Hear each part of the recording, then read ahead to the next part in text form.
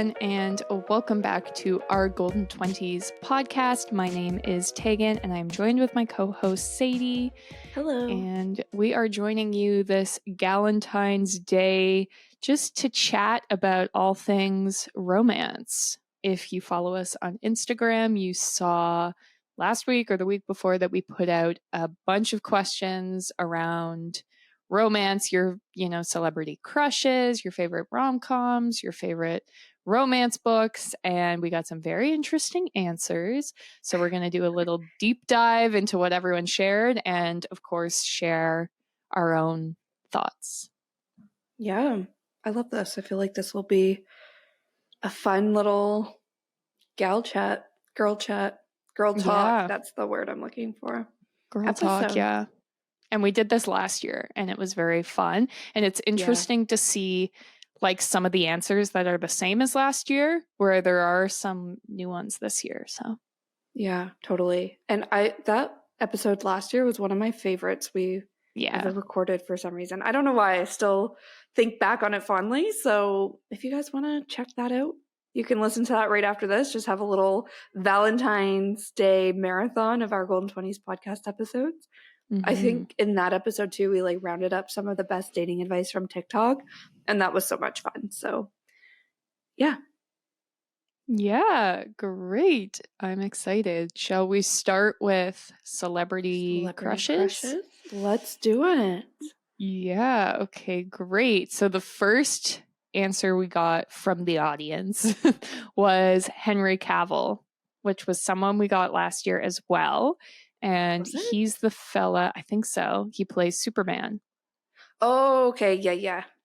Mm-hmm. I had to quickly Google image him again. And I'm pretty sure this was exactly what I did last time. Yeah. Yeah. And yeah, he's a handsome guy. Yeah. Classically handsome. Is. Very muscly. Yeah. You said Superman?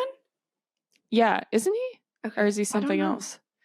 Any British man? I'm like, yep. Mm-hmm.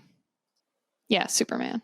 Okay. And I feel and he's in The Witcher, which I've never seen, but people are very into. Okay. I feel like if you're a superhero, period, you're hot. Yeah. It's the law. Especially Superman. Come on. Yeah. Yeah. You have to have a classic jaw. Yeah. Lots of symmetry. Or it makes you, even if you're not attractive and you're Superman, it's it immediately makes you hot, you know? Yeah. Yeah. The next person we got submitted was Pedro Pascal, which I can't remember. I feel like I brought Pedro Pascal up last year because that was the beginning of the Pedro daddy hype. And now. Yeah. And at the time, I didn't know who he was, I'm pretty sure, where I was like, what? Who is this? What is he from? And now I'm like, he's impossible to escape. He's everywhere. And Yeah. I feel for him he's too. It's very attractive. Yeah, and his personality is just so fun, I guess. Funny, I don't know, where I feel like that adds to his charm. I don't know. Yeah, he's definitely very charming. And I love, he always takes his sister with him to premieres, which is quite cute. And yeah, he's a good-looking fella. The internet's daddy. Yeah. He's 48 years old. Okay. I'm really bad with guessing people's ages. If somebody's guess how old I am, I refuse because I will either I'll offend them regardless of what I say because it's going to be incorrect. But I was curious how old he was. Yeah. I was thinking a solid he's from 45, Chile. But... Oh, I didn't know that. I could see it now, though, actually. Yeah. So, those are two, I think, very famous hot guys. Yeah. Famous both for their hotness. And both of whom I was like, I don't know who these people are. Yeah. Now I do. Yeah. Yeah. The next one too, I'm not sure if I know Jeff Goldblum. I feel like you definitely know him. Yeah, Jeff Goldblum. He's older as well. He's in Jurassic Park, if you've ever seen Jurassic Park. And he's very quirky. Okay. But he's very funny. It's again, I think, his personality. Okay. And yeah, he's older now. They didn't specify if it was like younger Jeff Goldblum now. So he's currently 71, a little bit older, but when he's in Jurassic Park, that's definitely a vibe. He wears like the leather jackets and he's kind of like a badass. I don't know the last time I saw Jurassic Park, so I'm having a hard time.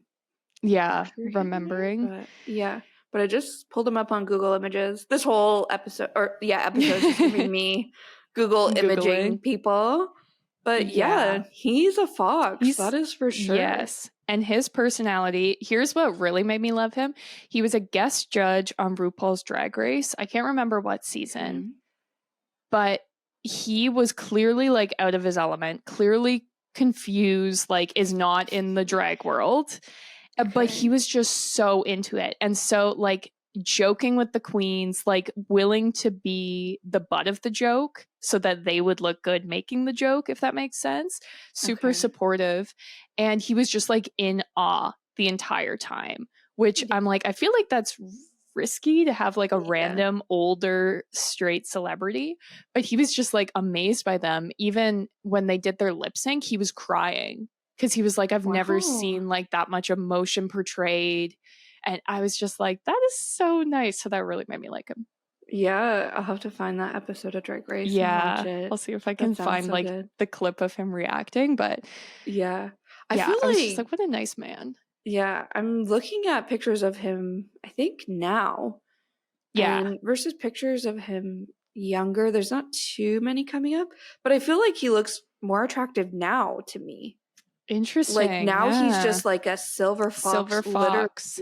Yeah. Where younger, I'm like, okay, maybe. But yeah, I find him more attractive now. Interesting. I think I like younger, but this is good to know. Yeah.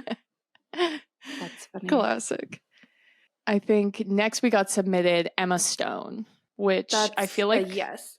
Yeah, for a certain demographic, like I was in university from 2013 to whenever that ends, 17 or something. And a lot of people were obsessed with Emma Stone. There was one guy in my class who had an Emma Stone t-shirt and he would wear it like every chance he could. I don't blame him. If I had an Emma Stone t-shirt, I would probably do the same. Be rocking that. She was the best. And I feel like she's just in really good movies and she's like a really good actress. And again, talented. She's talented, and her personality, I feel too, is what adds to her charm as well. Where like, of course she's beautiful and like I said, talented, but she just has a great personality from what I've seen of her. I don't know. Yeah. And maybe also just like associating her personality with a lot of the characters she plays. And I always find like her characters are very like main character energy, which I love. So yeah. Yeah. I love her too. Next person was Jason Bateman, which I can see, but I really hate Jason Bateman. Disagree. And well, my reason is the first thing I ever saw him in was Juno, where I watched Juno when I was like 11 or whenever it came out. And for anyone who hasn't seen it, he's like the dad who's going to adopt the baby, and he like pays a lot of interest to Juno. And I was like Juno, like a little sucker, falling for his charms. And then the big plot twist is that he like leaves his wife because he's like kind of interested in like fucking the 16-year-old who's carrying the baby he's going to adopt. And it's like the rug gets pulled out for you. I do not remember this at all. Yeah. And I was like disgusted because I was like Juno, where I was like, oh, cool, she found like a friend, whatever. But I was like, oh no, he's just like a scumbag. And now that's all I see when I see him, even though I know that that's a made up movie. I know it's not real life. That was a character he was portraying, not actually like him. 10 years ago. We need to move on, even more 15, but yeah. That's so it's so funny. Yeah. I don't remember the movie Juno at all. Now that you're talking about it, I just remember Michael Cera so distinctively in that movie, where that's all that like clouds my Juno I don't know, judgment where he's all I think about, and low-key love that. But when I think Jason Bateman, I think Ozark, and I've not even seen Ozark, but well, I've seen a few episodes here and there. My parents were like binging it through the pandemic, and I was living like part time with my parents like through the pandemic, so I caught the odd episode.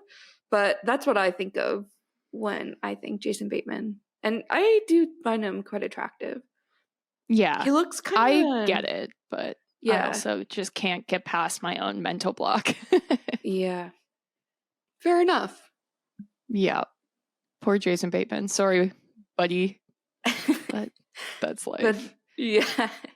But especially as an actor, I kind of feel bad for actors who are like, or think about like actors like a character from Friends who was the same character for so long. Like you only you're typecast. Associate them as that actor or that character, where it must be hard to be like, no, that's not actually me. Jason Bateman being like, no, Tegan, that wasn't me. That was my character. If he personally came and apologized to me, I'd get past it. You would forgive him. Yeah. That might be asking for a lot, but... Yeah. I have a feeling I'll just continue hating him forever. But yeah, I do have that problem with actors. The first thing I see them in, I'm like, that's who they are for the rest of their life. So that's me with Steve Carell. I saw him in Foxcatcher before, like, I'd seen The Office, anything, and he's like awful in that movie. And now I like don't like him.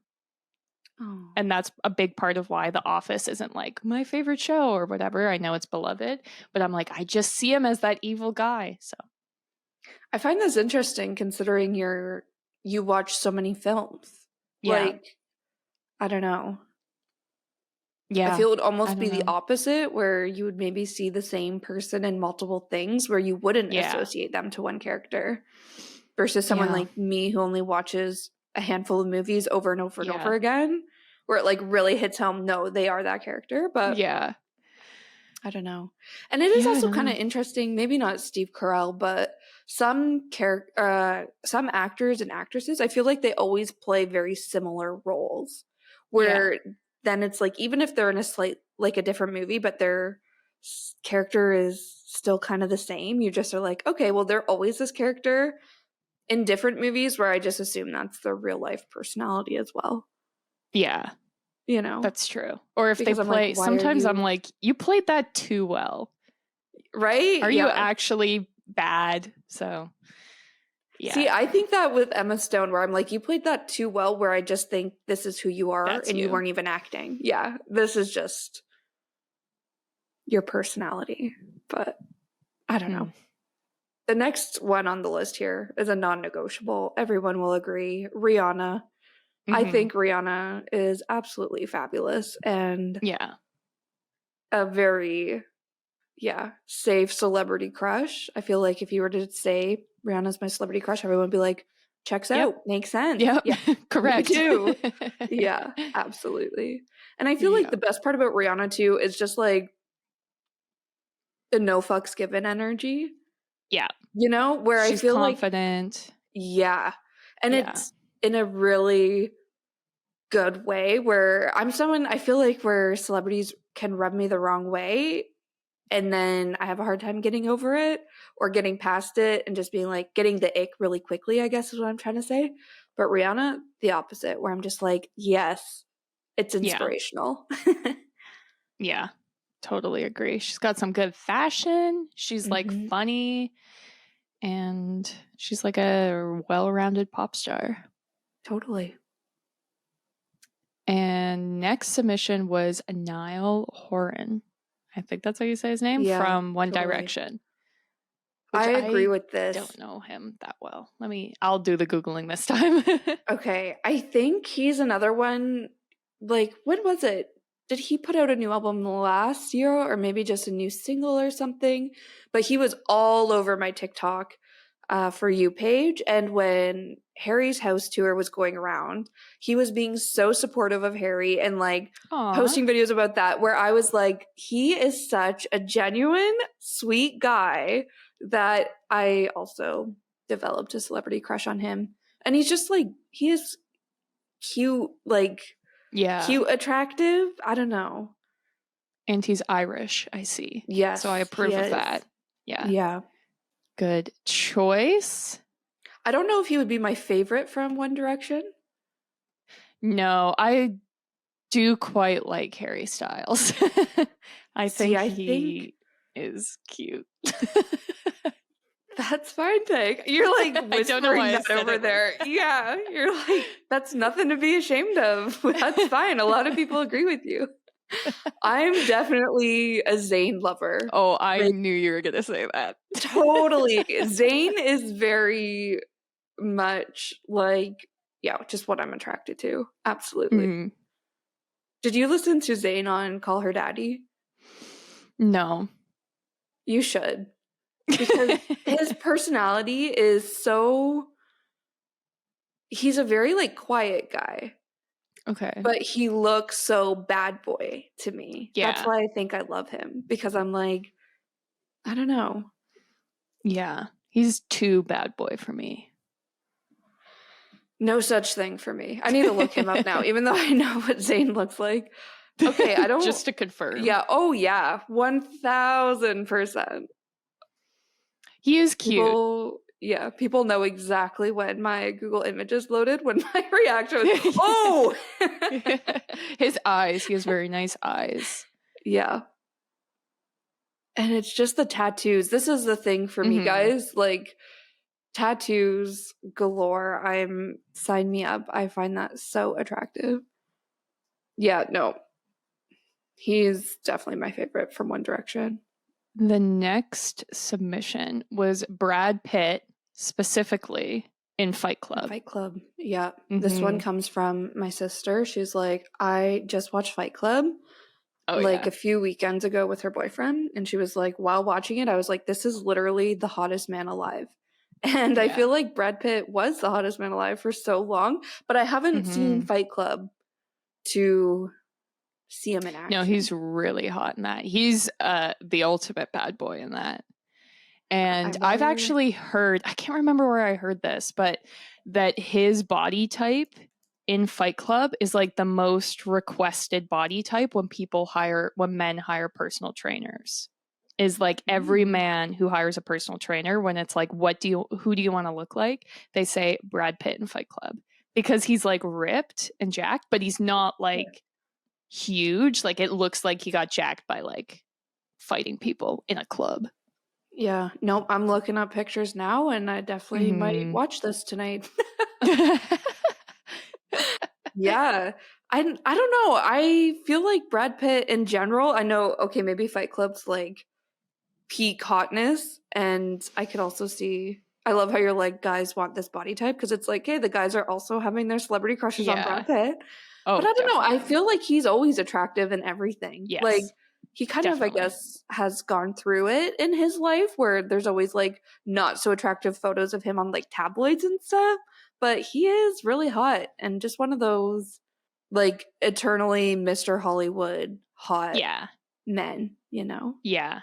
Even him in Once Upon a Time in Hollywood, which was only like 3 years ago or something. His character's, he's not an actor, he's a stunt man, and he's supposed to be like older, kind of washed up. And so the way they style him is very like old, like not attractive. And so for the first half of the movie, you're like, oh, okay, Brad's not looking too good. And then there's a moment he has to fix something, so he like takes off his shirt, and just the way he takes off his shirt, you're like, oh no, he's super hot. Even as like the older dude, you're like, oh, you tried to trick me, tried to make me think he wasn't hot, but he is still. So yeah, he's definitely still a handsome fella. That's funny. Okay, Tag, what are your answers for celebrity crushes? Yeah, my classic that I always say is George Clooney, but I do actually think it's Cary Grant.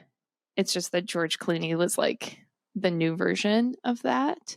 But I love I don't even know how to describe it. It's like charisma, the banter.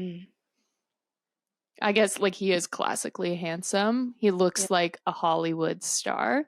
I was going to say, I feel him and Brad Pitt have that same, like, the Hollywood Mr. Hollywood. Vibe. Yeah. And so I like that. It has been a big debate between me and my brothers over whether he's hotter when he's younger with black hair or whether he's hotter with the salt and pepper. Okay. I'm team young with the black hair, but they're all team salt and pepper. I might be salt and pepper as well. Yeah, no, I definitely am. And I don't know why. This is now the second guy in this list where I'm like, he's way hotter, older. Interesting. See, I like the young, like when he's in Friends and he's playing that doctor. I'm like, that is my George right there. No, it's current George Clooney for me. Yep. I'm scrolling like deep on Google Images over here. Yep, can confirm. Oh, no. This is what I'm thinking. Him in From Dusk Till Dawn, when he's got the black hair and he's all like tatted and he wears like leather and is mean. That's what I like. Okay. Yeah. I haven't seen it. Surprise, surprise. Okay, he's I'm got like a pictures. neck tat. Yeah. Yeah. He does look attractive. I don't know about this haircut. Yeah, it's a little bowl cutty. But yeah. And it's kind of ruining the hot vibe. I don't know. I'm still going to go with Salt and Pepper George Clooney. Yeah. What about you? Who are your crushes? My number one is the same as last time. Michael B. Jordan. Yeah. Hands down. Yeah. And I don't even know what to say after that. Just, that's my truth. And yeah. Straight up facts. Yeah. And I feel like I actually haven't even seen Michael B. Jordan in that many movies. Like, I think he is a good actor, but I'm like, since I watch primarily rom-com movies, which is what we're going to talk about next, and I'm so excited for that, but he's not in too many rom-coms. Like, I feel like he's in more like serious movies. Yeah. Action, serious movies. I don't know, but yeah, he just is my number one celebrity crush at all times. He does have very good teeth. Good teeth, yeah. Good eyes. Smoking body. He's really got it all to me. Yeah. I don't know if he has tattoos, but maybe. I'll have to look Secret that up. ones. Hidden ones. Yeah, maybe. Yeah. Speaking of tattoos, another one, which I don't know if I mentioned this last time, but David Beckham too. And since we last talked about celebrity crushes, like the Beckham Netflix series has come out, and I do have to say, watching that, like, I've always loved looking at David Beckham, and I love that A, he's British, B, he's a soccer player, but most importantly, he's covered in tattoos. So watching Beckham, I found it, I really liked it, but more just for like the UK tabloid culture, which I'm so fascinated by, and just like obsess over anytime there's like docuseries about British people. I'm just like, this is so fucked up, but I'm fascinated. But anyways, I found the series made me like David Beckham a little bit less, just like his personality. I don't know, where I was like, I'm not loving it, but I love how he looks. He's a celebrity crush to me. And I mean, if you're one of the greatest of all time athletes, you would be a little bit cocky, and, you know, he clearly like also really chased like the photo shoots, the fashion, the brand deals, which is, I think, how he got so famous as well, and obviously really helped his career. But I'm just like, I don't know, that side of him I wasn't loving too much. But yeah, strictly looks, he's hot. Yeah, definitely. He's like one of the only men I had a poster of in my teenage bedroom. Yeah. And his children are beautiful. Like, obviously you have his genes and Victoria Beckham, who's literally one of the most beautiful people ever, mixed together to create these beautiful children. But I'm like, that family is so beautiful to me. Like, yeah. Anyways, sorry, I'm just nerding out about the Beckhams now. But yeah, no, he's definitely an attractive fella. Yeah. I think another guy who's on both of our lists was Ryan Gosling.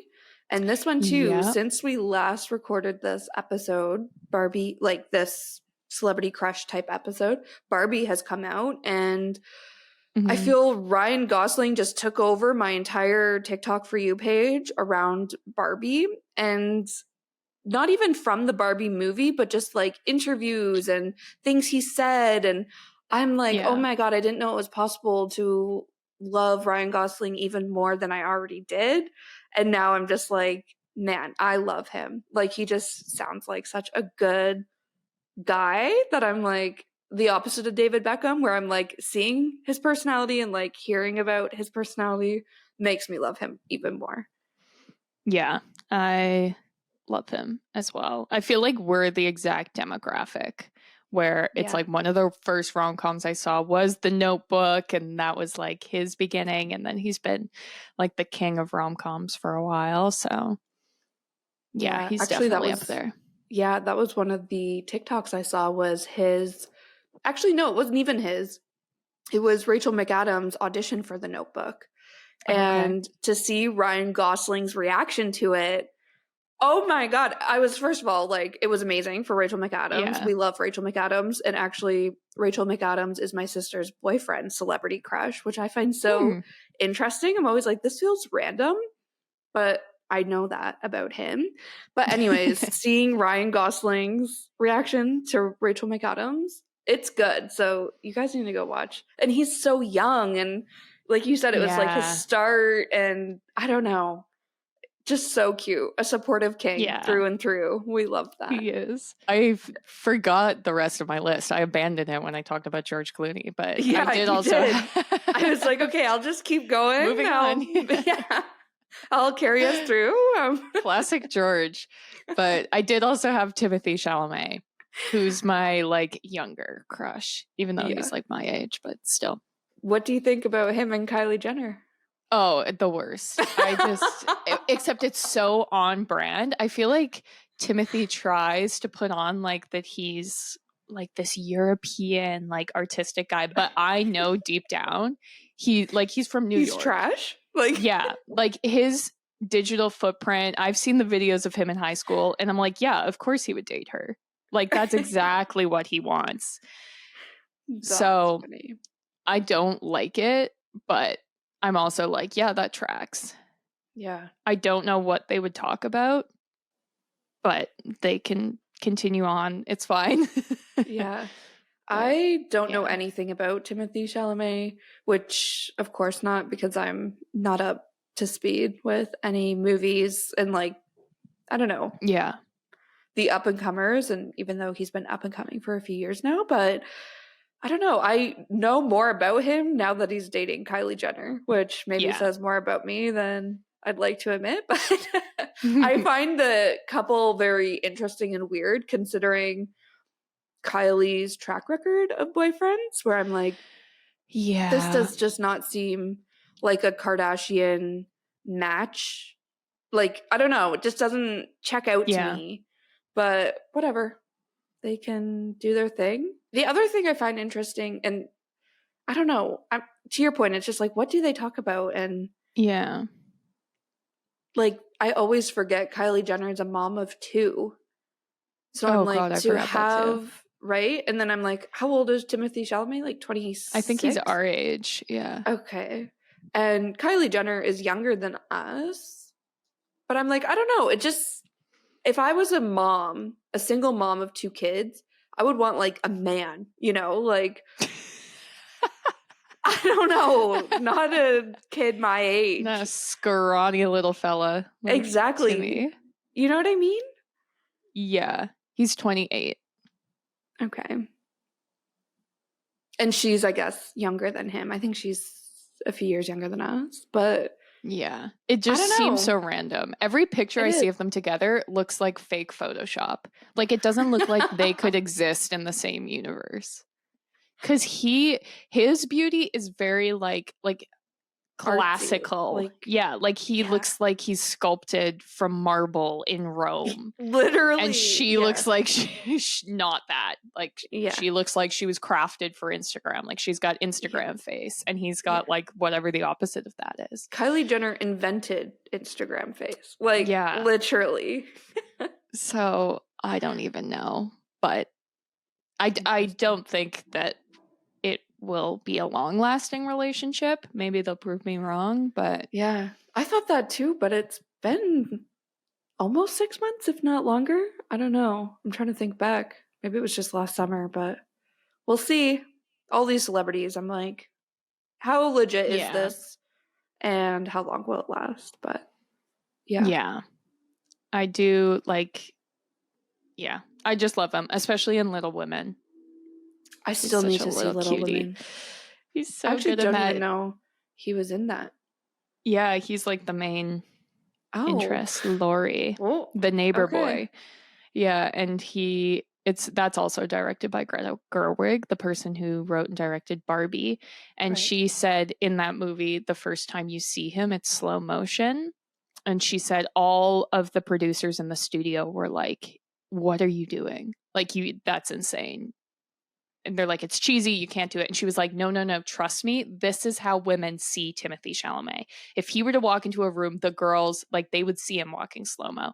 And so she fought really hard for it. And then at their first test screening, that shot came and it was the first time you see him and it's slow-mo. And she said all the girls screamed in the theater. And she was like, "See? I told you that's how the world sees Timothy." And so she got to keep it in. Funny. Him walking slow-mo. That's hilarious. Emma Watson's in that too, right? Yes. Okay. Yeah, that's why I want to see it. And I would actually say Emma Watson's probably one of my celebrity crushes as well. Yeah. I've been watching who my husband loves.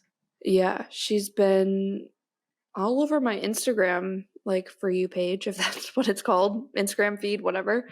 She did like a making a drink series. So she put out an alcohol brand with her brother. And I was just like, oh my God, I love both of them. Like, I don't know. Mm-hmm.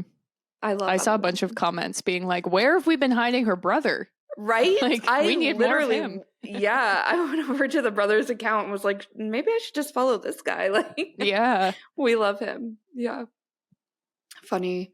Okay, and then to wrap up celebrity crushes, I also wanted to shout out Zac Efron. And one of our friends from high school has made me fall in love with Zac Efron all over again. As she sends me like reels of him on TikTok or reels of him on Instagram. And I'm just like, yeah, Zac Efron, he's always been hot and she's known from the beginning. I feel like I didn't see it through the High School Musical flippy hair days. But Zac Efron's another one where I'm like, the older he gets, the hotter he gets. And I don't know. I just find him extremely attractive. And he's had a few movies come out in the past year where, again, he's just been all over my social media feeds. And I'm like, we love him. Yeah, he was so good in The Iron Claw. Like, he should have gotten an Oscar nom. So good. And him in that movie, he just has such a like effortlessness to him. Where in that movie it was him and like Jeremy Allen White, who's a lot newer, and there were scenes where it was just like you can tell that he's so confident and comfortable in front of the camera. So yeah, he killed it. And he was like the main part of that movie, really had to like carry it. Like if he was bad, it would have been bad. And he was so good.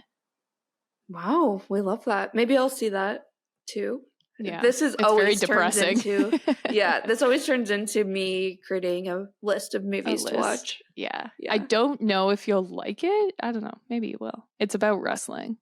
Yeah. Like I love wrestling. A good motivational sports movie, but the wrestling, I don't know. We'll see. Yeah, it is a sports movie. I don't know that it would call it motivational. It's like demotivational, where I was like, this is the most depressed I've ever been. Oh, but no. He was just so good. And he is quite jacked in it. Yeah. So that's good. But yeah, he killed it. I also like every time he's asked about High School Musical, he's very positive about it, which makes me happy. Like some other like Disney-esque people are very negative about their stuff, where he's seems very grateful for it. So yeah, he just got his star on the Hollywood Walk of Fame, and I thought the exact same thing when he talked about. I think he either invited whoever like put him in High School Musical to the ceremony for the Hollywood Walk of Fame, or maybe he just mentioned them. I'm kind of blanking now, but in any case, the way he talked about High School Musical in his like acceptance speech or whatever that was very positive and like, literally, this is my start. I'm so grateful for it. And I was just like, So we love that. And his mom was there. He was like kind of crying a little, and I was just like, oh my God, I love this. Like, yeah. Zephron. So Zephron. good. Yeah. But anyways, speaking of movies, let's move into the next category of things we asked you guys, which is favorite rom-coms. This, I think I know all of these, unlike the celebrity crushes where I'm like Google imaging.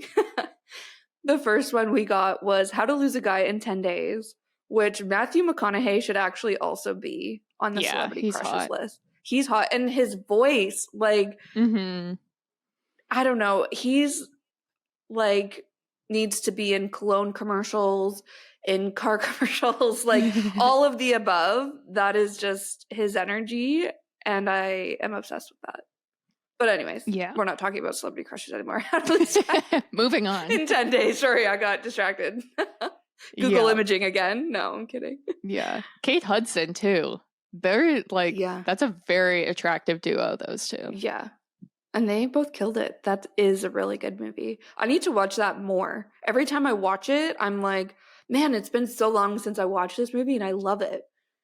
So maybe I'll watch that tonight too. Little movie marathon I've only over seen here. It once, but I did watch, like, it was last year and I liked it. Oh, okay.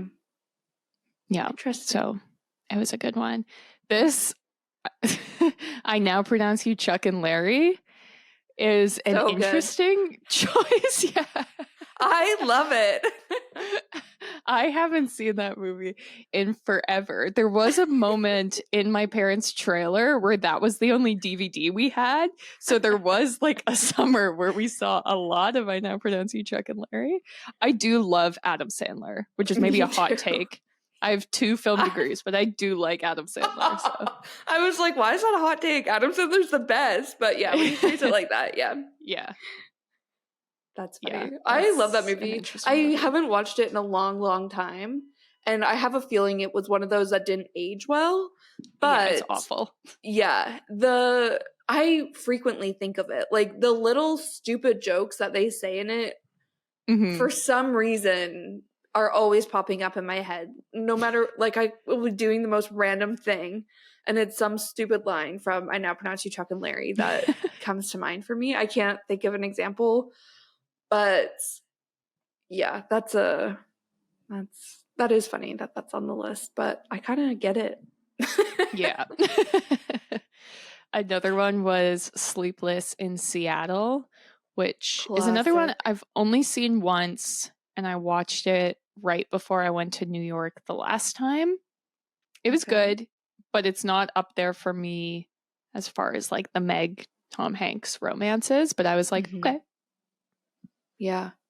I feel like Meg Ryan and Tom Hanks, you can't go wrong. Like, absolutely can't go wrong. Yeah. I mentioned this last time, but You've Got Mail is like my family's favorite movie, starting with my mom. And it's funny, actually, just at the beginning of January, my mom got sick and she was like down and out with a really bad cold. And she was like, oh, well, You've Got Mail's on TV. It's like the universe knows that I need this right now. But anyways, that was what my sister submitted because, yeah, Meg Ryan, Tom Hanks. If it's You've Got Mail, Sleepless in Seattle, power duo. Yeah. They make a mean rom-com, that is for sure. In a good way. Both remakes of classic films, too. I don't think I knew that. Interesting. I wonder which one came first, because then it must have been like, it was a success, and they're like, okay, find another classic film to remake. But I think Sleepless in Seattle came first. I don't know. Because that's an Affair to Remember, which I much prefer Sleepless in Seattle to An Affair to Remember. You've Got Mail, though, The Shop Around the Corner, I do also really love because it's got Jimmy Stewart in it, who is one of my faves. I haven't seen either of them to compare, but yeah. Yeah, The Shop Around the Corner is a classic Christmas one, but they're sending letters, obviously, instead of email. But the part when she, like, sees, when she's supposed to be, like, going on the blind date with the guy, and like the Tom Hanks character shows up and she says like where your heart is, there's a cash register. That's a direct quote from A Shop Around the Corner. As like a little reference. But yeah, I love all of the New York rom-coms, especially like the 90s era. Yep. Wait till we get to my list. They're pretty much all New York based.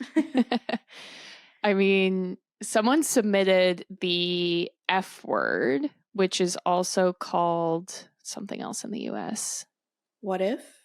What If, yes. What If, yeah. And that's set in Toronto, which is fun because there's not that many films that are shot in Toronto that are actually set in Toronto. It's normally like shot here and they pretend it's New York. So I do really like that movie, and it's like an interesting concept, I guess. I need to watch it again. I watched it once. I loved the Toronto aspect of it, but I didn't like the movie that much, and I don't remember why. So I need to go back and rewatch it. There's some movies where I get so excited to watch it, and then I feel like I'm just too excited where it doesn't live too up to hyped. It. But then the second time I watch it, I'm like, oh, I actually like this a lot more. Like How to Be Single is one of those movies for me. I remember vividly watching it in the theaters on Valentine's Day with my friend in college and being so excited, and then watching it being like, that wasn't great. And then now I watch that movie all the time. Like, I love it so much. So maybe the F Word will be like that for me as well. Yeah. I could see people not liking it if you're in a long-term relationship too, because the whole concept is that she's in a long-term relationship, but is like, I'll just be friends with you if you're comfortable with that. And the Daniel Radcliffe character is like, yeah, I'm comfortable with that, but isn't. And then it's just their relationship where he's like, I kind of want to make her fall in love with me, but then I know that that's shady. So. Yeah, I'm having a hard time remembering it. I did see Daniel Radcliffe at TIFF, and I think it was for this movie. Yeah, because it had a TIFF premiere. My friends were at it, and then interestingly, the film they saw at TIFF had a different ending than the film that got released. That is interesting. Yeah. I just was outside the theater and saw him walk in. Classic red carpet. Yeah. And it was at a small theater where it was hardly even on a red carpet. Like literally just like got out of the car and everyone's like, oh my God. But again, he's another one where I'm like, he is Harry Potter in my head. Like, I won't get over it. That is all I've really seen him in. So to see him in other movies, I'm like, this just doesn't feel right. It's weird. Yeah. Yeah, I can see that. Yeah. Another movie we got submitted was The Proposal, which I also rewatched this year for the first time, like since it came out. I love it. First of all, Sandra Bullock, the best. I love her. She's another celebrity crush. Just kidding. Every single movie that we talk about, celebrity that comes up, I'm like, celebrity crush. Yes. Celebrity crush. But no, she's so great. And Ryan Reynolds, right? That's who's in it? Yeah, okay. Yeah. So good. Like, I actually forgot about that movie too. So good. Another one, The Ugly Truth. I feel these kind of all came out around the same time. The Ugly Truth is Katherine Heigl? Yes. And, what's that guy's name? Gerard Butler. Yes. He also went through a phase of like being in all these rom-coms. Yeah, I've only seen this movie once. I feel like I went to see it in theaters with someone, like a friend, when it came out. Or we saw it at a birthday party or something. Yes, I think maybe. I can't remember. I'm actually I don't even remember it. There's a scene where she has to wear like vibrating underwear at dinner. That is the only thing I remember. Everything else from that movie's. She's a talk show host. He's like has a radio show, or it's maybe something the other to do way with around. Like a bet. Like it's kind of like How to Lose a Guy in 10 Days, where she's making the argument that like men only want sex, and he's making the argument that like women only want love. Okay, this sounds stupid. Maybe that's not correct. The person who submitted this is like, girls, just stop talking, just watch the movie. Yeah, you've got it wrong. Yeah, but I feel like they're a power duo in a rom-com too, where I remember liking that like a lot, them together. And then, you said You've Got Mail was submitted on my list. I also had When Harry Met Sally, which is in the same realm of things. It's, I think, my favorite Meg Ryan, one of my favorite rom-coms. I also recently got back into 13 Going on 30, which I hadn't seen it in forever, but now I'm like, I just like the element of her like apartment and that kind of thing. I also really like Bridesmaids. I know that that's maybe more comedy than rom-com, but that movie came out when we were in like grade 11 or grade 12. And I remember there were like a lot of sleepovers where we would watch Bridesmaids. And so I love that movie too. Obviously, Harold and Maude, because I named my cats after it. And I had to mention Adam Sandler. Just go with it. Is that Jennifer Aniston? Awful. Yeah. It's like, okay. From a movie making perspective, so bad, but so good. Yeah. Set in Hawaii, which is why I love it. Oh, that explains my family, like, we watch it once a year. I can quote it word for word. My family group chat is an image from Just Go With It. But it's like also an awful movie. Like, I know on paper it's bad. But I love it so much. I've seen that one maybe once. However, again, Jennifer Aniston and Adam Sandler, what's not to love? I'll have to rewatch it. Another one to rewatch. Isn't there a second one to it now too? Or maybe they've just been in a few different movies together. Yeah, they did another one where they were like in Africa, but that's the only one that's in that like universe, I think. Okay. Interesting. I had the same, I'm pretty sure these are the exact same answers I gave last time. Crazy Stupid Love is probably my number one movie. It is so good. And of course, Ryan Gosling, Steve Carell, which, sorry, Tag, I know you already shared your opinion on him. But in that movie, he's so funny and cute. Like, I'm obsessed with him. Yeah. And I think he just plays that character so well. And Ryan Gosling, I'm like, ooh, he plays that character so well. Like, I just love that movie. And I remember seeing it in theaters with my mom and not seeing the like plot twist at the end coming. So I don't know. I just have like fond memories of that movie. And again, rewatch it all the time. It's one I have on DVD where it's like, okay, if I just want to watch like an actual DVD, this is what I'm going to watch. Absolutely love that. I have That Awkward Moment, which brings together some of my celebrity crushes all into one film. Actually, I remember last year we went talking deep about Miles Teller, who didn't make the celebrity crush list this year. However, he's the other guy in this movie, along with Michael B. Jordan and Zac Efron. I love this. And again, it's New York based. The next three on my list are New York based. So I also just love it for the vibes. But I don't know. I love the chick flick from the guy's perspective of that movie. So you must watch it if you haven't seen it yet. In fact, actually, Tag, you watched it since I last went on this rant about how great it is. Yes. Yeah. I did enjoy it. I thought Zephron was really, really good. I didn't like the girl lead. That was my main beef with it. I remember you saying that. Where, I don't know, I felt like I don't know whether it was like her character was underdeveloped or she was just a bad actress. But I did like the guy element. Yeah, you do love like male-focused rom-coms. Now that I'm looking at your list. Yeah, I don't. Which is interesting. Yeah, actually, yeah. I don't know why. The next one on my list is Hitch, which is also, it kind of almost has the same feeling of Crazy Stupid Love, where it's like, guy makeover and like, let's make you attractive to women.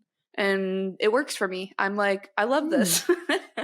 I don't know why, but yeah. I was going to say on That Awkward Moment, sorry, going back to the girl character, I think my thing with it is, which I don't mind her. I still think it's a great movie. She doesn't annoy me, but you saying she's annoying doesn't surprise me. I can see it being because she's the girl next door, but trying very hard to be the girl next door. Where the whole point of being a girl next door is that you don't try at all. Yeah. Yeah. I think that's what it is. Yeah, there is a lot of like, she's not like other girls.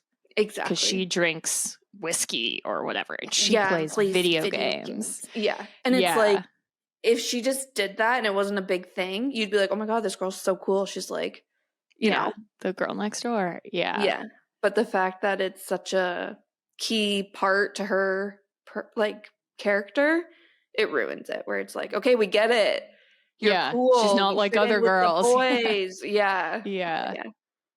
That's true. But anyways, that was my 2 cents on that. The next one on my list was Hitch, which we just briefly talked about, but that's another one where just randomly lines from that movie will pop into my head. Yeah, by Usher is one of my favorite like hype up songs.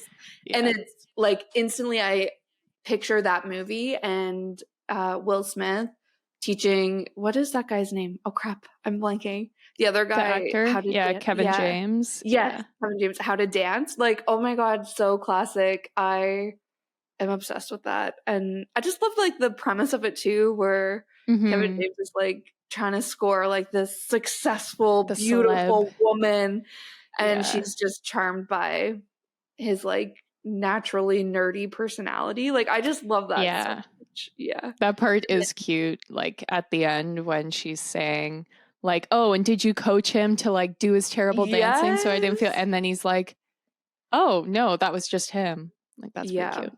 Yeah, totally. But maybe this is why I have such a high standard for guys, because I'm like, you could be made over by Ryan Gosling or Will Smith, and they'll teach you how to act and like be charming and charismatic, and that's just not the reality of the Toronto dating scene. So that right there is why I'm still single.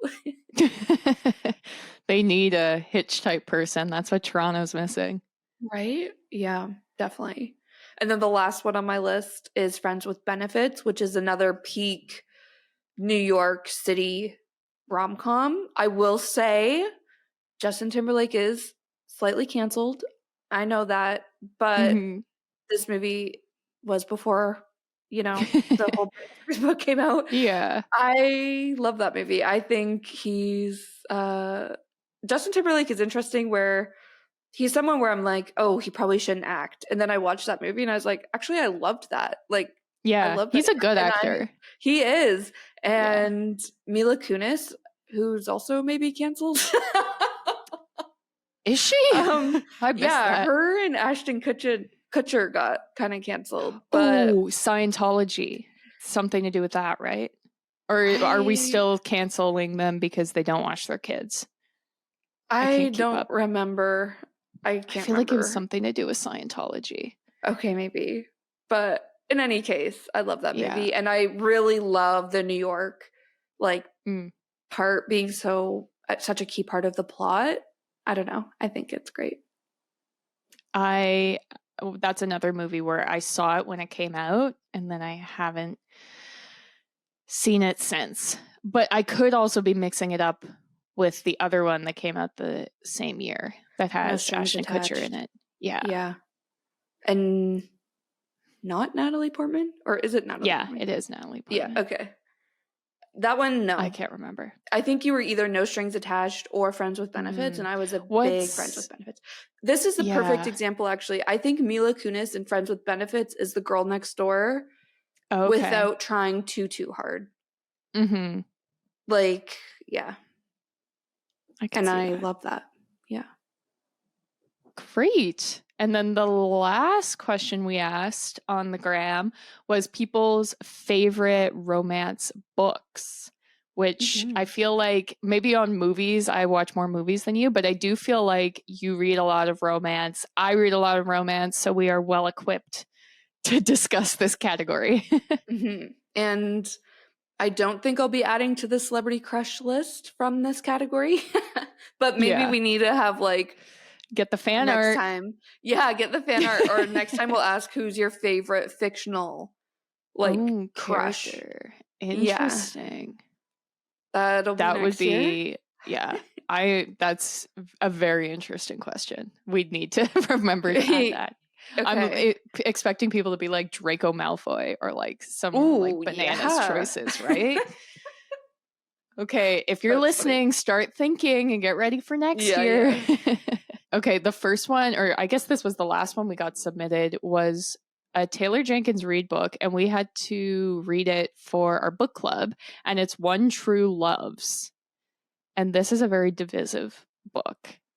Mm-hmm. Did you like it, Sadie? I have so many thoughts on this one. I gave it 3 stars. Okay. I didn't love it. I was excited to read it because you're going to hear in a minute, my favorite romance book is also written by Taylor Jenkins Reid. I discovered Taylor Jenkins Reid like later Taylor Jenkins Reid, okay? So this is one of her first books. So going back to read one of her earlier books, I was expecting it to be, you know, as good as her current books, and it really wasn't. It felt very kind of like cliche and just not that great of a book. And I don't know, I didn't love it. I was rooting for the guy she ends up with, which I hope that's not a spoiler, but why I appreciate it so much.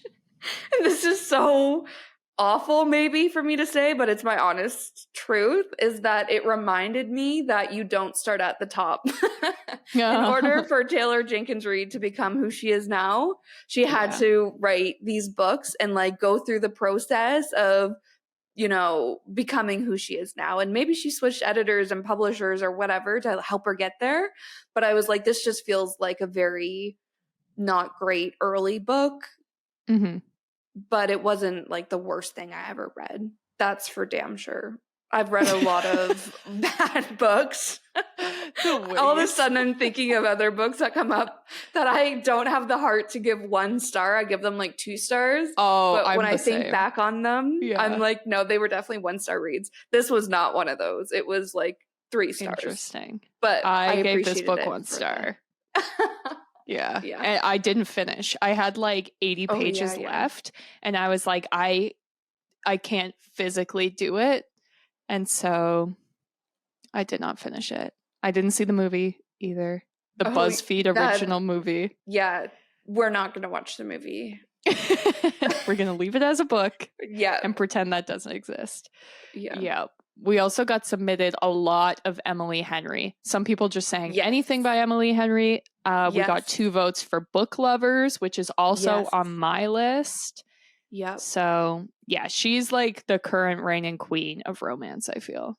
Yeah. I second that anything by Emily Henry. And I was saying to Tegan, I'm such an idiot. I was reading that response and I was like, anything by Emily Henry? Like, I haven't read anything.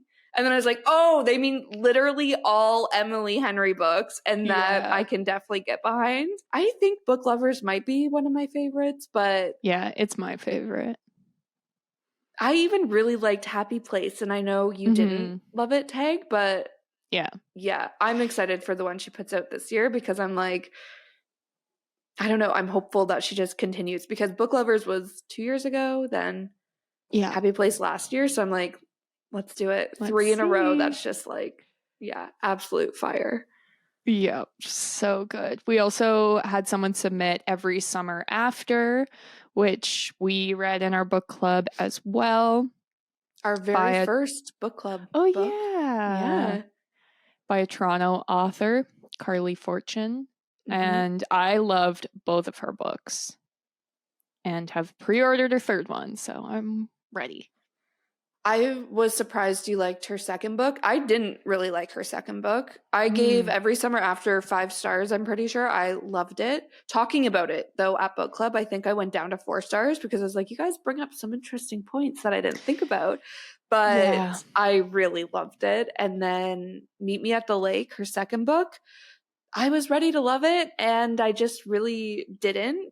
I liked it better than the first one, but I just don't love like cheating tropes very often, and that was a big part of Every Summer After. It was like,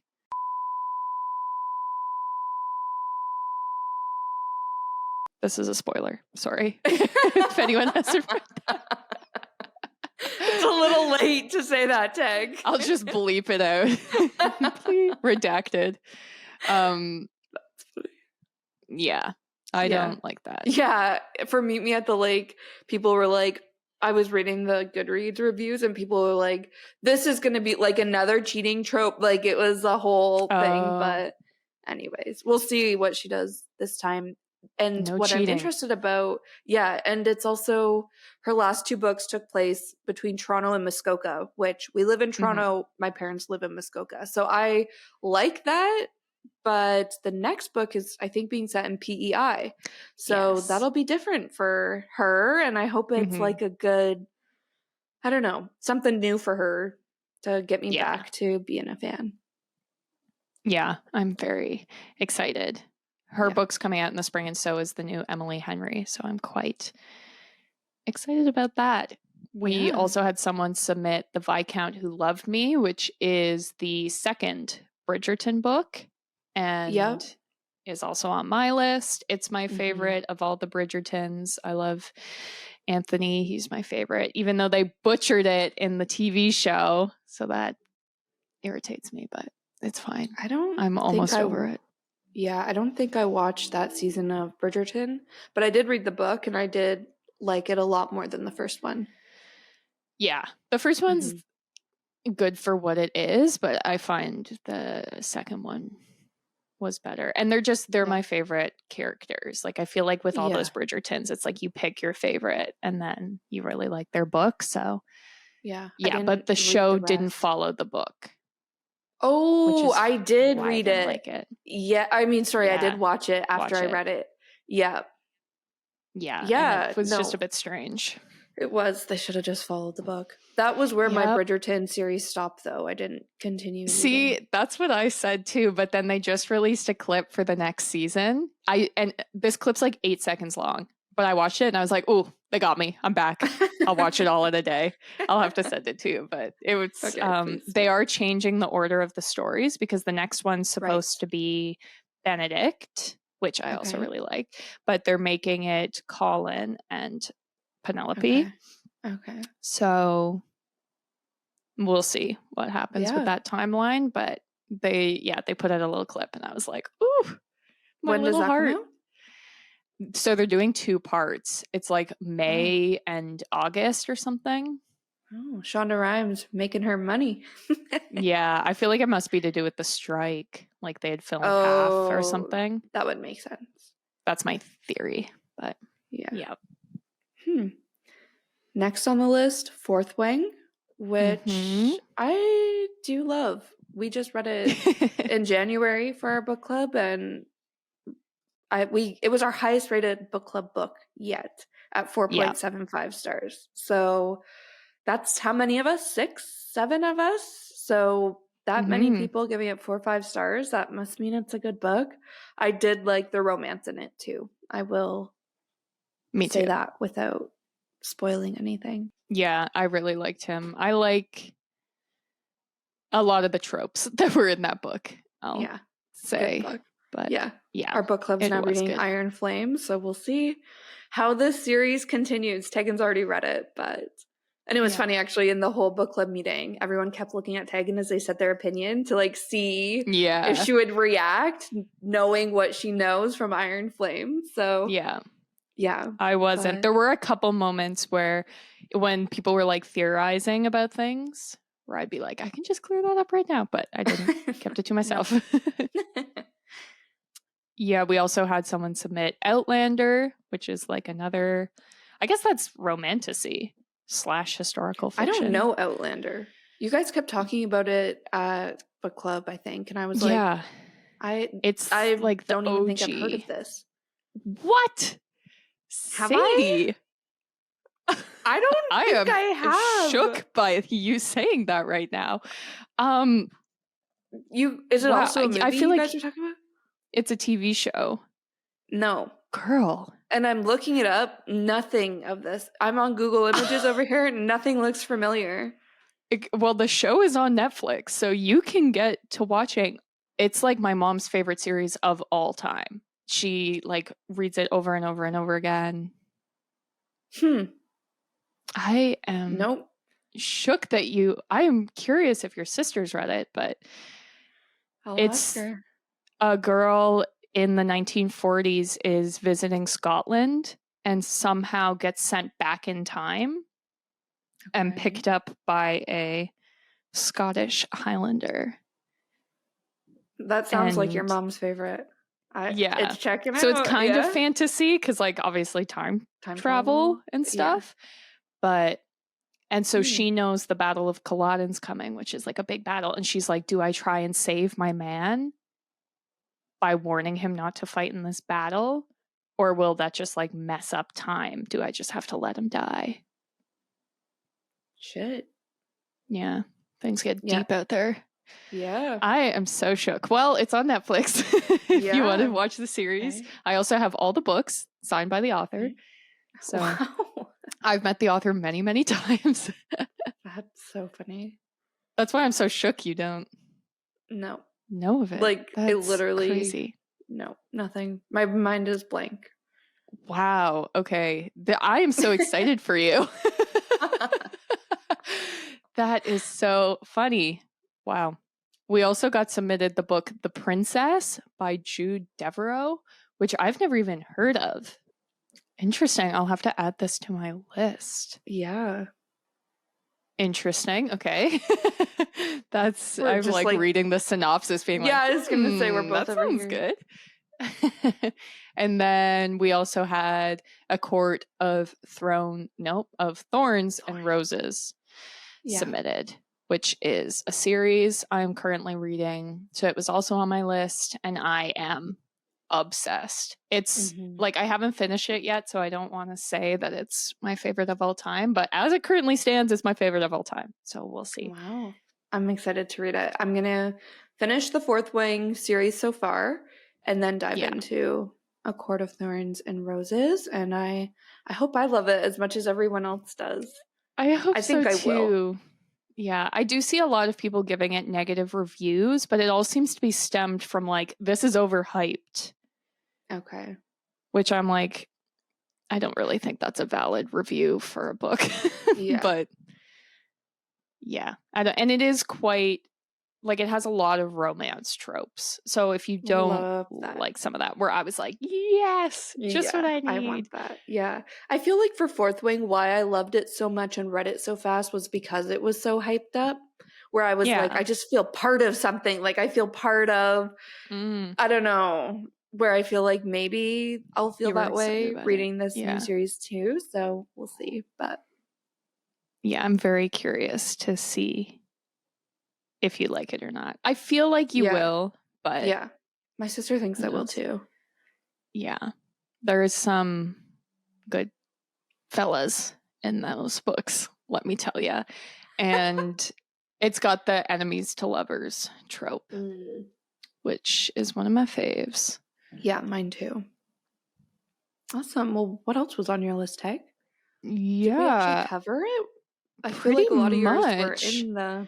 Yeah, A Court of Mist and Fury, which is the second in that series. Right. Book Lovers, which was mentioned. The Viscount Who Loved Me. So it's interesting that specifically was the Bridgerton mentioned, because that's my favorite Bridgerton. So that's interesting. You found it, people. Yep. And The Love Hypothesis, which is by Ali Hazelwood. And it is also enemies to lovers and fake dating. So I did quite enjoy that. I do not like fake dating. Okay. But then the Emily Henry one that you liked, Happy Place, that was fake dating. But they were fake dating because they were once in love. Yeah. Like, it was different. It worked.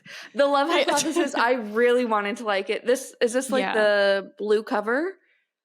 Or I didn't read Love on the Brain. They're like, I read the scientists. Yeah. I really didn't. She's at university. Yeah. Okay. I give it like 3 stars. I did not like the spicy scenes in that book. And I could see also and I'm one of those people where it's like, if spicy's a genre, sign me up. Like, I want to read spicy books. Not that one. I was like, didn't hit. And then there was something else where, if it was the enemies to lovers or the fake, no, I think it was part of the fake dating trope where she was just like, it was so obvious that he liked her. And she was just like, no, he can't like me. And like, even their banging, as Tegan would say. And she's just like, no, like, he didn't mean it. Can't be real. I'm like, oh my God, girl. Yeah, no, I need a confident queen. and she wasn't it. So I think I maybe gave it 3 stars, but it was one of those I didn't really love it. Sorry to just shit all over your choice. Okay. I didn't mean that at all. I don't know what the trope is, but my favorite thing ever in books is when it's like a guy who's known for like, he's like an asshole, he's undateable, he's like above everyone else, and then the main character dates him. I don't know what that's called, but it's like started in Twilight, where it's like Edward doesn't date anyone here, and then he dates Bella. Okay. I'm like, oh yeah, love it. And so that was the same trope in that, where he's known as like, he thinks he's better than everyone else, he won't date any of the girls here, and then they have to fake date. Yeah. So I don't know. That's my fave. That. Okay. I don't even know if it's an actual thing. But yeah, I want to say it's kind of like out of my league trope. Yeah. I don't know if that's a thing. Yeah. But so those are my faves. I love it. I'm adding 1 to the list. Actually, adding 2 to the list that haven't been mentioned yet. Like I did hint, though, the first one is by Taylor Jenkins Reid, and it is Daisy Jones and the Six. That is still probably my favorite book of all time, I think. I absolutely loved it. If you watched the show but didn't read the book, I will say the book was better, which I think a lot of people always say, regardless if it's a TV show, movie based off a book. But I really felt like the tension and love and romance reading the book, where watching the show, I didn't really feel that way. However, of course, I appreciated like the costumes, the music, and I thought the show was still good. But the book, man, oh God, it was like pulling at my heartstrings. So I loved that and definitely recommend it. And it was also such an interesting read, since how it's written is like in that interview style. So again, similar to the show. And I really thought I would have a hard time remembering the characters and having character development when it's written that way. Like, it's not descriptive and, dialogue as much. Like, I don't know, but at the same time it worked and I absolutely loved it. So that is my number 1 romance book, number 1 book, period. Then I also said Anything by Emily Henry. And then the last one on my list I read maybe 2 summers ago. And I was having a hard time remembering what it was about, but Tegan reminded me. And it was One Last Stop. I also don't remember the author right now, but it was like a LGBTQ plot, I guess. And I loved it. I just felt the romance in it, and it was, I don't want to say it was fantasy but it had a little bit of like time travel and like ghost stuff happening, where I guess maybe that's kind of fantasy-esque, but it was set in New York. We love that. A lot of it was set on the subway. We know I'm a transit girly through and through. Like, so funny. Actually, one thing that comes back to me after I read it, I went to Goodreads, rated it 5 stars, and every now and then I'll like take a look through the reviews on Goodreads. And the first review was so funny. It was like, this book is about my least favorite thing in the world, PDA on public transportation. It's like, oh my God, like accurate, but I loved the book. So I wanted to shout that out as well, even though, like I said, it's been a while since I read it. So I'm having a hard time giving you a better like description of why I loved it so much. But yeah, I also loved the supporting characters in that book. I think that was actually a big thing. Also, why I liked Happy Place by Emily Henry so much is it's one thing to like the main character and be rooting for the main character, but it's like a whole other thing if you like all the characters in the book, and I feel like in One Last Stop, I was rooting for the main character, but her friends, I was just like, I don't know, I just liked the other characters too. I don't know what it is, guys. I've said on the podcast before, and I stand by this, where I don't believe in soulmates, but reading books like Daisy Jones and the Six, I'm like, but I do believe in true love. Like, where I'm like, are Billy and Daisy soulmates? No. But I felt that they had like the true love. It was meant to be. Yeah. And interesting. Yeah. I was thinking about that for another book we had talked about, but I can't remember which one it was now. Even the Emily Henry one, where I'm like, they broke up, they fake date. I don't know. I believe in true love. Yeah, you need to read A Court of Thorns and Roses, because that's okay, I will. like a theme. I'm so excited. Where it's like, do you pick who you love, or is it just like the fate has led you there, you know? Yeah. Is it an invisible string tying you together? Right. Interesting. Oh, I'm such a hopeless romantic where yeah, I'm gonna love it. And I said to Tegan, like reading Fourth Wing, reading any book, since I read a lot of romance, I'm that girl who like is reading in bed and kicking my feet squealing when something goes exactly how I wanted, or if it's like finally happening between the two characters, I'm like, like, oh my God, yay! That's me. So that's why I love romance. I'm even the same watching a romance movie, let's be honest. So I love this episode. That's what I'm trying to say. Over here squealing. Just thinking about all of these things. Yeah. Great. Awesome. Well, there it is, guys. Our Galentine's Day episode, second annual, if you will. Mm-hmm. But we had so much fun. We hope you guys did too. Sorry if this episode was a little long, but thanks for sticking through to the end. If you want to submit for the next episode we have like this, where we're asking for your guys' input, where we want to share it, add our own, then follow us on Instagram. We are at our Golden 20s. We post these types of questions on our stories, but you can also just see other content that we get up to in between podcast episodes.